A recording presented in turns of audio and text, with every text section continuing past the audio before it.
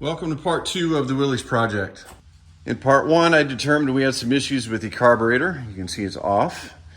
We had some bad teeth on the starter drive gear, and unfortunately we also had some bad teeth on the flywheel ring gear. So those 3 things are going to be the focus of this video, and to get that ring gear replaced, the engine has to be removed from the vehicle. I also found some information about the engine itself that is interesting, and I will share that with you a little bit later in the video. So again, first I'm going to get the engine removed. After that, I will show you the carburetor. And then lastly, I'll show you what we're dealing with on the starter. I've already got the coolant and the oil drained from the system. And before I dive in and start disconnecting things, I want to show you this engine oil. Here is a sample of some new engine oil. And here's the oil that came out of the Willys. And if you can't tell on camera, this one is quite a bit runnier. It's not as thick as the fresh stuff. And that's not a surprise. I noticed this in the first video. Just when I checked the oil on the dipstick, I could tell it was a little black and runny, and it was actually over full. So it's pretty obvious this oil is very old just by looking at it. And it's also fairly obvious to me that it's got some fuel in the oil. The good news here is it doesn't appear to have any water or coolant contamination in the oil. Which is really well, I've never removed the engine on a Willys truck before, so we're gonna have to take this one step at a time and figure it out as we go. Obviously, things have to be disconnected. We have the upper radiator hose, the lower radiator hose. The fan shroud is definitely in the way. You can see down in there, the fan, it's tucked in there inside of it. So this will have to come off, and I'm pretty sure we're gonna have to take the radiator out as well, because we need some room to pull the engine forward off the transmission before we can lift it up. I think the center nose piece can be removed. That, of course, would give us virtually unlimited clearance to come out this way, but I really hope that's not necessary. Hopefully we'll have enough by removing these 2.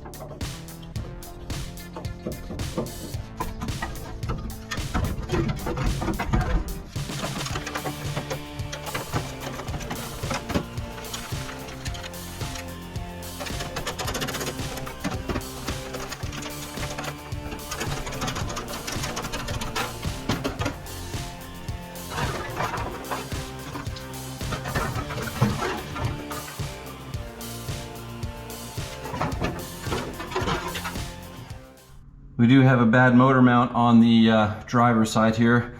You see the left-hand side of it is completely cracked. Well, both sides are cracked.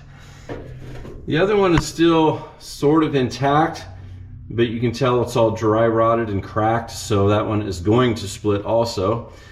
So we'll definitely replace both of those motor mounts. And then I see at least 3 bolts down there on the flange between the motor and the transmission bell housing.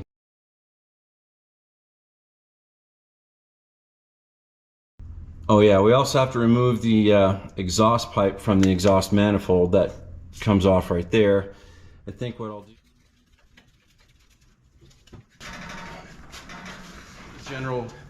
As you guys know, it's just generally a good idea to block off all these ports that we've exposed. You'd think that nothing could get in there because they're kind of sideways and they're not, straight up and down. But mice can get in there, insects. So we're just going to block all these off. Foil usually works pretty good, because if you jam it on there, it will usually stay in place.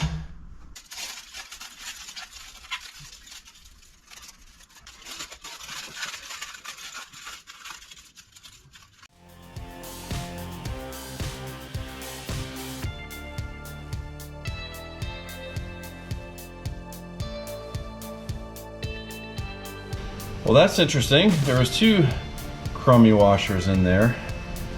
I wonder if we had a little bit of an exhaust leak there. I don't know.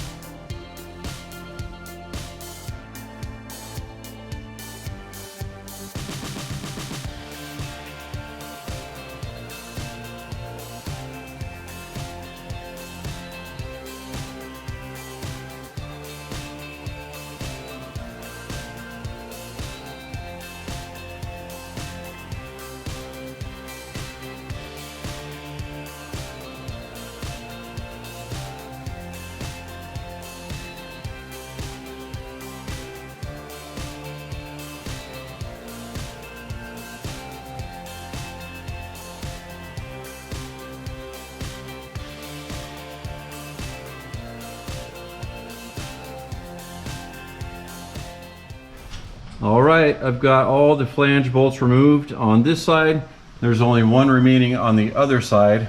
So I have that one and these two front motor mounts to remove, and then the engine can come out. But it's finally time to remove this hood to get this out of the way.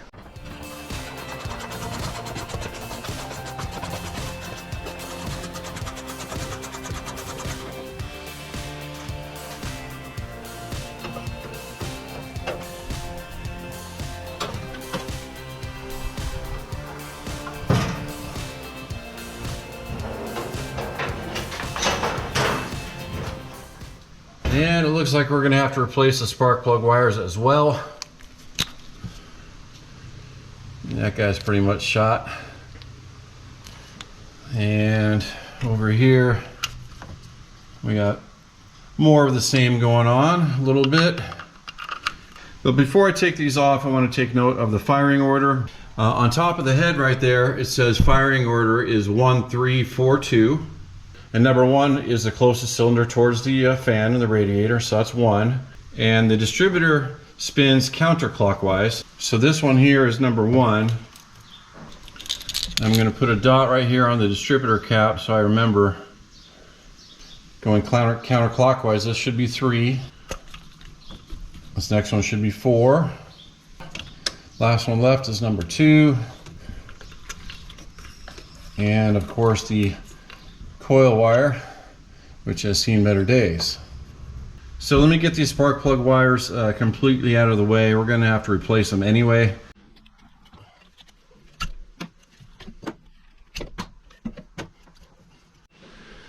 Let's get this crankcase breather hose out of the way also. It's a little old, but it's just a breather hose. We could probably reuse this. Well, if I can, I'm going to try to leave all this bracketry and assembly for the oil filter on the motor, but I want to remove this bracket. The only thing this bracket does is provides a place for the spark plug wires to go through, kind of keeps them together. But I need a couple places on top of the head where I can bolt my lifter.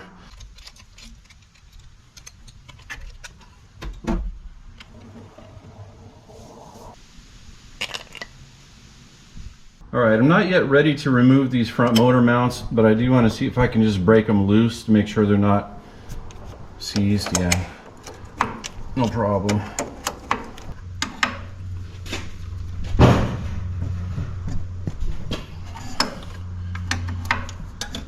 Good. All right, it's the next day and a couple more hours worth of work. I have all the engine bolts removed, including the front 2 motor mounts. So the engine is ready to be removed at this point. I've got my leveling lift attached to the top of the head at 4 different points.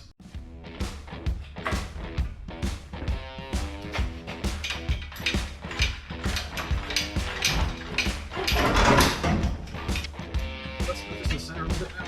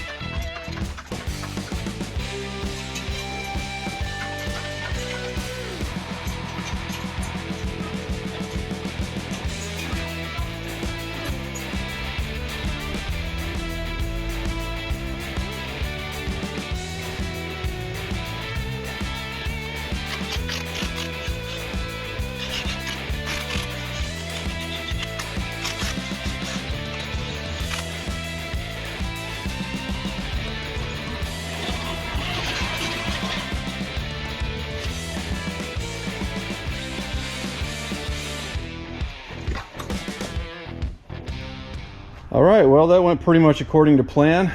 I like when that happens. We still have some investigating to do with the engine, but if you remember at the beginning of the video, I alluded to something about the engine that I discovered that was interesting. Well, first of all, this is a 1952 Willys Overland pickup, 473. And you Willys experts can correct me if I'm wrong, but all my research is telling me that this was not the original engine for this truck. In 1952, I believe this truck came from the factory with the F134 engine, also referred to as the Hurricane, but this is the L134 engine. This one's referred to as the Go Devil engine. The heads are very easy to identify. The Go Devil engine has spark plugs that stick straight up. On the F134 Hurricane, the spark plugs are at sort of an angle like this on the side of the head. And I also believe the carburetor and manifold are on the other side of the engine, over there. They're very easy to tell apart because the heads are quite different. I guess this was a pretty common swap back in the day, and I think they're also both considered very good engines. I also found this tag over here on the right side of the engine, right there. It's a little bit hard to read because it's so dirty. Actually, let me clean that up. I'll bring you right back. All right, that's a little better. It's still kind of hard to read. Right up here it says reconditioned, and then I think it says HWPEME or RWPEME. That must be the company that did it, I'm guessing. So not only do we have an L134 in here, but we have a reconditioned L134. And right down there it says bore 040. For those of you that don't know what that means they bored it 40 thousandths over standard. So that means the pistons are just a little bit larger than what the standard size pistons would be. Let's take a look at this thing for a minute. For those of you that don't know, this right here is the intake manifold, and then up here and going down through the center of it, and then out the bottom is the exhaust manifold. And inside the exhaust manifold is a butterfly about that big. So in the closed position like it is now, that butterfly sort of blocks most of the exhaust gases from coming out the pipe, sends the heat up into the intake manifold as a intake manifold heater. On the inside of this lever is a little spring, and what that reminds me of is an old school choke on the side of a carburetor, and how those chokes worked. When the engine was cold, the choke would be engaged, it would be closed, and then when the engine started and things began to heat up, the spring would heat up and expand, and it would open the choke so it was all the way open when the engine got to operating temperature. It was sort of an automatic choke, if you will. Well, I think that might be what's going on here. When the engine is cold in the closed position like it is now, the hot exhaust gases are forced up into the intake manifold to heat it. And then when the engine starts to get warm, the spring starts to get warm and it begins to expand. And I think it will automatically press down on this little tab right here and force this lever all the way open. And at that point, it will be letting all the exhaust gases out the exhaust pipe, and there will no longer be a need to heat the intake manifold because the intake manifold is already hot. So I'm going to put a heat gun on this, and we're going to heat up this spring and see if this actually works. See if it opens it up all the way.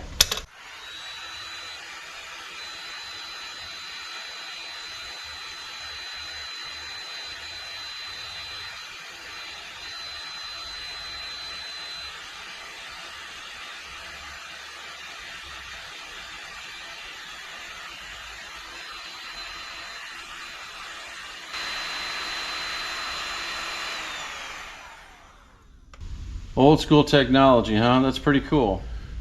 You can see here on the fan, not only are we missing one of the bolts, but it looks like the last guy broke it off in the hole in there. So the fan is perfectly secure. It's not going anywhere the way it is, but the prudent thing would probably be to see if we can fix that. The fan belt does have some age to it. It's just got the beginning stages of some dryness and a little bit of cracking, but I think it's still got plenty of life left in it. So I don't think we're gonna have to replace this just yet. I'll hit it with some belt conditioner and she should be all right for a while longer. The distributor cap looks to be in decent condition. It's got some wear to it, but I think we can just clean up those terminals and that should be good to reuse. But this rotor looks just terrible. Can you see how the tip of the rotor is rusted and then corroded away on the left side? We'll put this on the parts list. We definitely need a new one of these. The points themselves look to be okay. Yes, they're a little old just like everything else, but I don't think we're going to need to replace those at this point. I think I'll just be able to clean them up and reuse them. But this coil here kind of scares me, to be honest. Yeah, it was putting out a really nice hot spark to the plugs, but I think this might be the original coil from 1952. You just do not see this design today. It's even got a screw-on terminal on top as opposed to just the press-on type. It's got a strange design to the top of it. It's got this lip on the bottom that you don't see. And it's also a little bit larger than the modern ones are. We could just continue to run this until it fails, but we're trying to make this vehicle reliable and safe. So I think the best direction to go is go ahead and replace this. Is remove the pressure plate and get a look at the clutch disc, see if it needs to be replaced.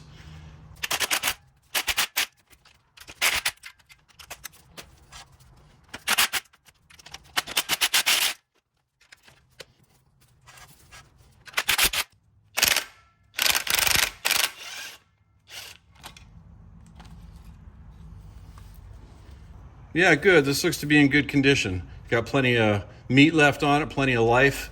So that'll save us $100 right there. We don't have to buy that. The pressure plate itself looks just fine. It was working great when it was in the vehicle. Even though it looks discolored and it looks like it might be scored a little bit, it's pretty flat. That's just discoloration. I think I can just clean that up and we'll be able to reuse this as well. And again, despite looking old and looking worn out, the flywheel I think is just fine. All this is just discoloration in here. There's no scoring. So I'll be able to clean that up real good, just like I'll be able to clean the pressure plate. So if you remember, the whole reason we're taking the engine out and going through all this work is because a lot of the teeth on the ring gear here are bad. So those are okay. And then, wow, look at that. That's pretty bad right in there. And then they kind of get better again. And then they get bad right here again. So I need to get the flywheel removed from the engine and get a closer look at this gear. Pretty sure, I think, that the ring gear is a separate piece from the flywheel. That is, it's not cast together. Hopefully that is the case, because you can get a new ring gear but if you have to get a completely new flywheel, that's more like $300. So hopefully we'll just be able to replace the ring gear, but like I said, we need to get the flywheel off before we can make that determination.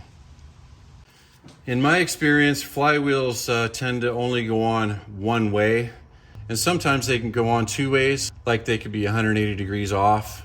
I don't know how this one is, and I don't know if it matters or not, but I don't want to take that chance. I want to get everything back together the way it was. So I'm going to put a little dimple on this guy.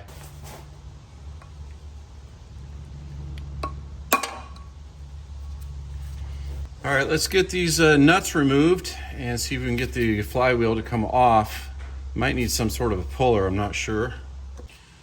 And before I go and get to the other sockets, I'm going to put all these screws back in the flywheel so I don't lose them. And that will also prevent us from laying the flywheel down on the ground on this smooth surface. We don't want to score it.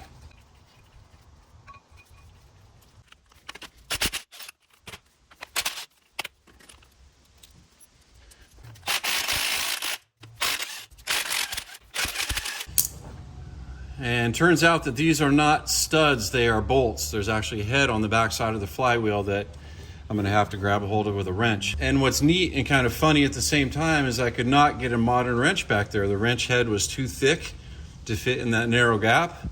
So for those of you that watched that video on that swap meet that we went to last June, I picked up these antique thin wrenches with the removable heads.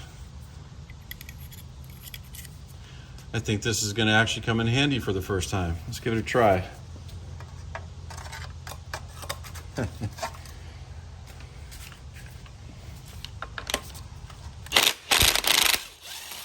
Yep. How cool is that?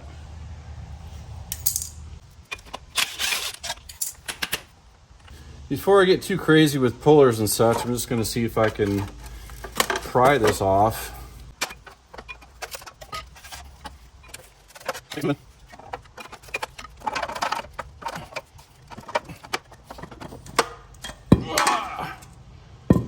There we go.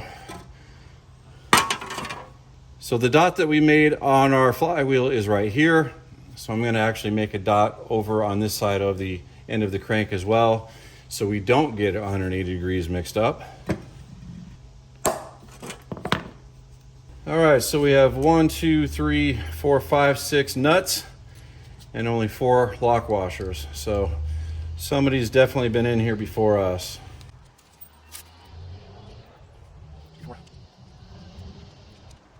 So if we take a close look at this flywheel and ring gear here, you can see that gap. That means that this outer ring gear is a separate piece from the greater flywheel, and we can just knock this off. Maybe you need a little bit of heat to do that. So some of these ring gears actually come with a different number of teeth on them. There's probably a way to just look at this and tell how many teeth are on it. There's probably a marking or something somewhere that the Willys experts can identify it. But I'm not a Willys expert, I can't. So I'm just gonna actually count the teeth all the way around. And it sounds like a chore, but it has to be done if I'm not sure, right? We have to make sure we get the right part. So I'm just gonna start here and count by 10 all the way around and see how many teeth we end up with.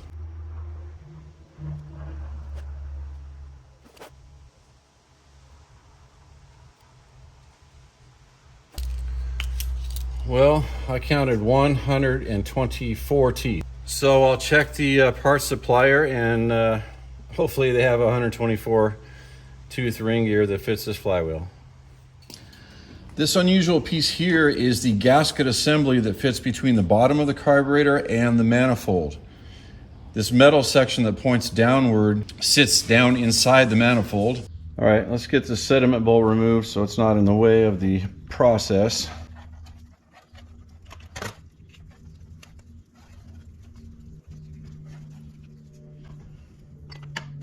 All right, you can see it's been leaking on this side of the butterfly shaft. And looks like this side as well. I also think it's been leaking from this gasket here where it made it to the manifold. The carburetor's also been leaking around that union right there where the bottom half mates to the top half.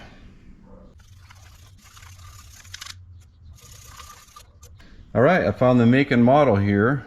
Carter carburetor W-O. So that's good. Now we know what parts to get and or a whole new carburetor if that is the case. All right, I've got the accelerator pump rod disconnected and this side disconnected from the choke butterfly. This is a very unique carburetor, I have to say. It looks like it's actually in 3 different pieces. There's a section there, a small section there, and then a section there. All right, I've got the 2 bolts removed from either side. And it looks like it's just going to lift right off like I was hoping. So this is where it was leaking from, all around that thick gasket. Okay, there's a thin gasket first, and then a thick one, and another thin one.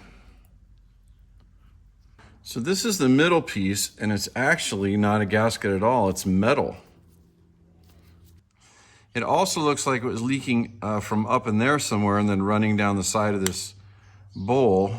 Let's try to remove this upper piece as well.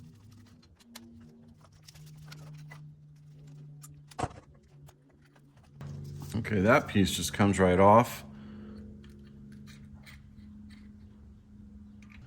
So there aren't a whole lot of possible points of failure in this top piece. There's not a whole lot to it. It's just got the choke butterfly in there.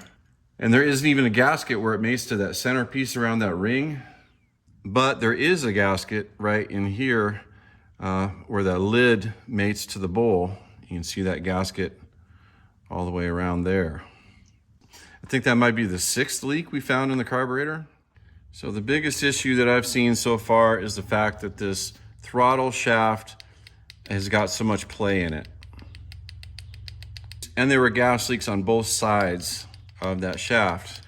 So it moves side to side, but the big problem is it also moves up and down a little bit. Yeah, that's really sloppy. So this has me a little bit worried. We'll have to dig into this a little bit more. If there are bushings in there that can be removed and replaced, that's one thing. We can get new bushings and a new shaft. But if there aren't bushings in there, then we're kind of in a world of hurt because a new shaft is not going to solve the problem. So I guess I have to dig a little deeper and figure out if there are bushings in there or not. So I've got that little screw backed off a little bit, got that tab bent up, and we should just be able to tap this off the shaft.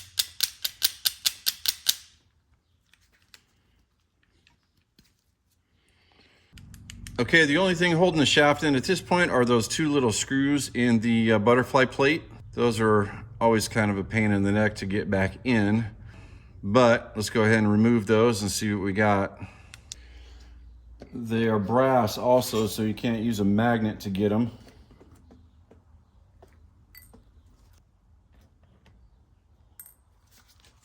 Okay, those screws are removed.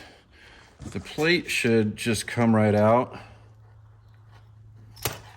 like that. And the whole thing should just slide out now.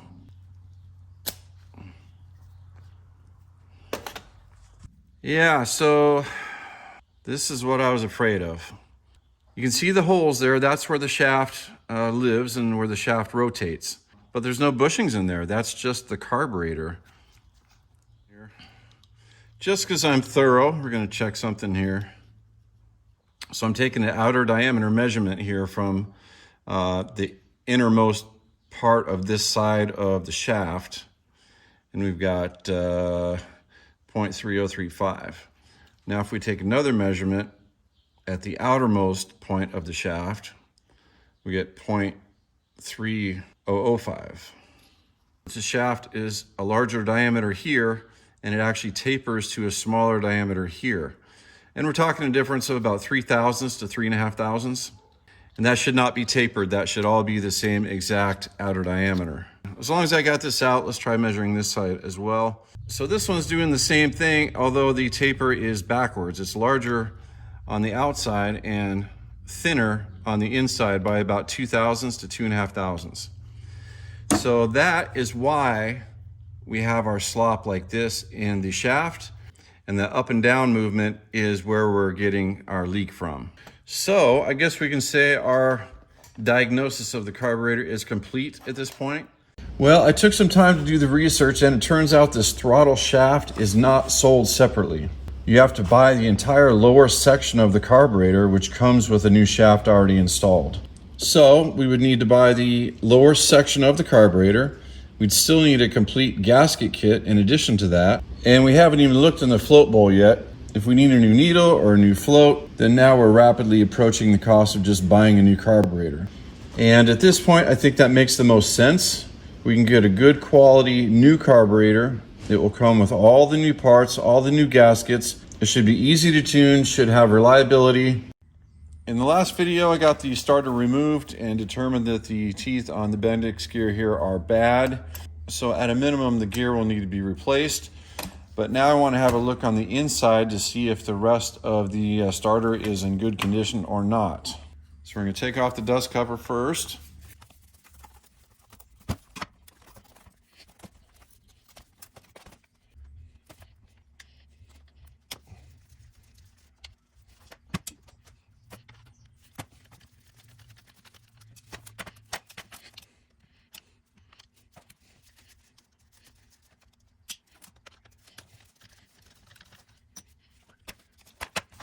All right, the screws are loose and this should just come right out.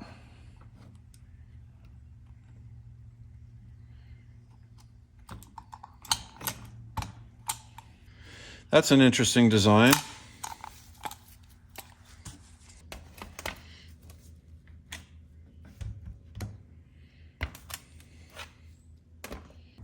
Well, it's a little bit dirty down in there. There's a bunch of grit from something.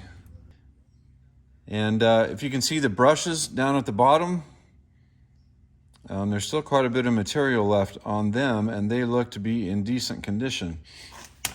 The magnets also look to be in decent condition. I don't see a bunch of surface rust. So I think so far so good. Let's take a look at this guy. Well, this definitely has some wear on it. The shiny part here is where the brushes actually ride on it. But overall, this looks to be in pretty decent condition. Let's get this cracked apart here.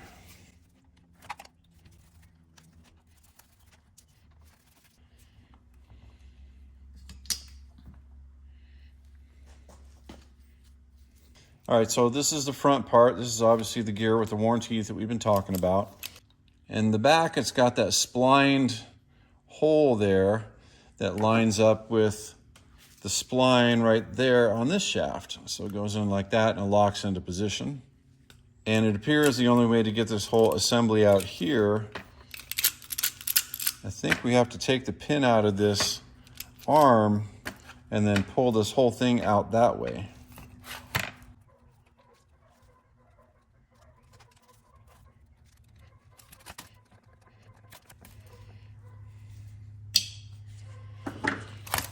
And this pin should pop out to the right, like that. Now this whole thing, I think, should just come out the back. Yep. So the rest of the starter looks pretty decent to me. I think with a good cleaning, we can reuse it. So that brings us back to this gear with the bad teeth on it. You can't remove it from the front. And it looks to me like you push this down and remove that clip right there. And then this and the spring and whatever else will come off the shaft that way.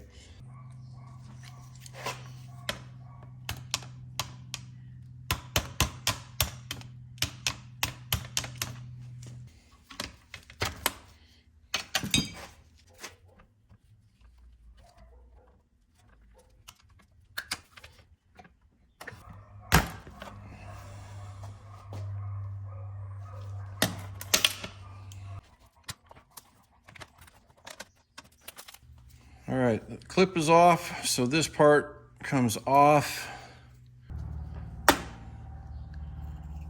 Spring, like that.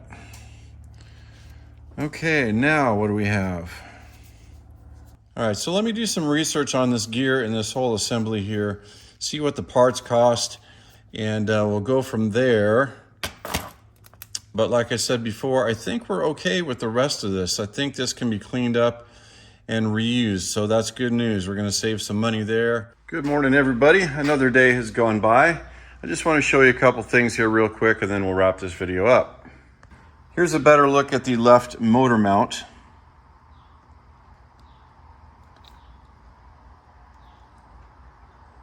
The right one is a little better, but not much. You can see down on the floor there, some of the floor panels have been secured with sheet metal screws, which in itself is not a huge deal. But if you look from the perspective of the engine compartment, I think they could have used shorter screws.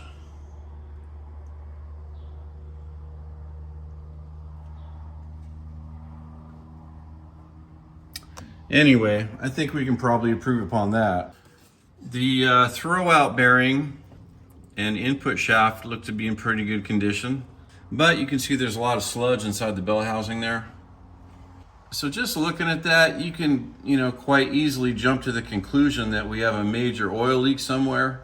However, I don't honestly think that's the case. It could just be decades of residual buildup, and it may not have been cleaned in 20 or 30 or 50 years. You can see that hole in the bottom of the bellows housing. Well, if it was leaking profusely from somewhere in there, there would have been oil dripping out that hole and onto the ground, and there was not. So regarding all that nastiness in there, you know, I'll reserve the right to panic later on. But for now, I really don't think we have an issue. Obviously, I'm not certain, but that's my guess at this point. So I'll just get that cleaned up real good, and we'll keep moving forward. I did check the oil in the transmission just a couple minutes ago, and the oil is very low. So the transmission needs to be topped off for sure before we start driving this. But I don't think those two things are related at this point. I think this was another successful video. We made a lot of progress, and we accomplished our goal of investigating the flywheel ring gear, the carburetor, and the starter issue. I will start working on a parts list to fix those three things, and then some of the other non-related things like radiator hoses and spark plug wires and things like that. I did look up a replacement rotor for the distributor, and unfortunately cannot buy those separately, so we'll have to get a kit with the cap, rotor, condenser, and points, but not a big deal. All that stuff is pretty cheap. As always, if any of you guys see something on this project that I have overlooked or missed, please bring it to my attention. I always appreciate an extra set of eyes. But I think we're doing well so far. I'm excited to get these parts ordered, and we can start putting things back together. And no, I'm not going to paint the engine compartment at this point. I'm not even going to paint the engine block. We need to finish going through this truck mechanically first, and then once we do that completely, then we can start making decisions on the aesthetics. And if the engine has to come out again later down the road, no big deal. We know how to do it. Thanks everybody for watching as always. Take care. We'll see you on the next one.